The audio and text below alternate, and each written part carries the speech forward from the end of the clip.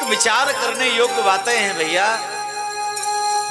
कहीं आपको सफर करना हो, ट्रेन से आपको कहीं पर जाना हो 10 दिन के लिए, तो 10 दिन की तैयारी आप किस प्रकार से करते हैं? 10 दिन के लिए आपको जाना है और उस 10 दिन की तैयारी में आपको कितना परिश्रम करना पड़ता है। ये सामान रखना है, ये करना है, वो करना है, वो करना है, ये लेके जाना है, वो लेके जाना है, इतना संग्रह करके आप ले जाते हैं। केवल 10 दिन की तैयारी में आपकी इतनी व्यस्तता होती है।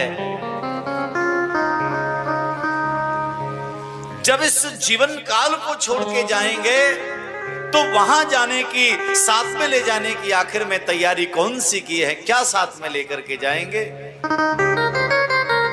अपवाद लेके जाना है, बुराई लेके जानी है, पाप लेके जाना है, अभिशाप लेके जाना है। अब ये निर्णय करना स्वयं हमारा ही कर्तव्य है। आखिर में निर्णय हम क्या करें? मरना व्यक्ति के जीवन का कड़वा सच है, एक न एक दिन मरना पड़ेगा। लेकिन भैया मृत्यु को भी लोग सार्थक बना लेते, कथा क्यों?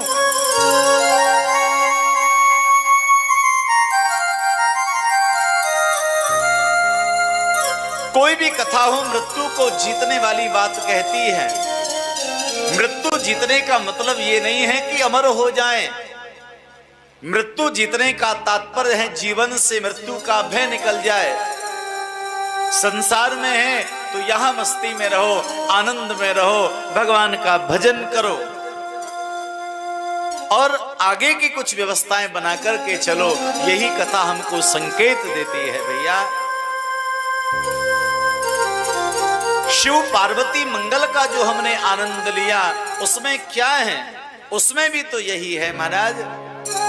शिवजी जब दूल्हा बने तो संसार को एक मार्ग दिखाया कि आखिर में भैया जीवन ऐसा बने कि हर परिस्थिति में हम समभाव से रहें, एक भाव से रहें। उससे बड़ा ज्ञान भगवान महादेव ने दिया है समाज के लिए, हमारे लिए, आपके लिए।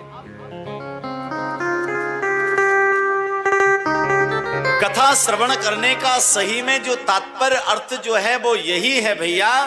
आखिर में हमको जीवन जीने की कला कैसे आए? जीवन जीना हमको नहीं आया, और यदि जीवन जीना नहीं आया तो फिर सब कुछ बेकार है।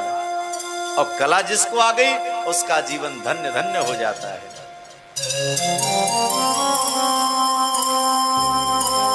प्रसंग आता है भगवान श्री राम जी का जब वनवास होने लगा, सीता मैया ने चरण पकड़ लिए और कहा, हे प्राणनाथ, मैं अब संसार में, मैं अवध में रहना नहीं चाहती, मैं भी आपके साथ में चलूंगी, मुझे भी ले चलो, मैं भी वन में रहूंगी, जंगल में रहूंगी और 14 वर्ष आपके साथ में रहकर मैं सेवा करूंगी, आपके साथ चलूंगी। जिद करने लगी देवी जानकी।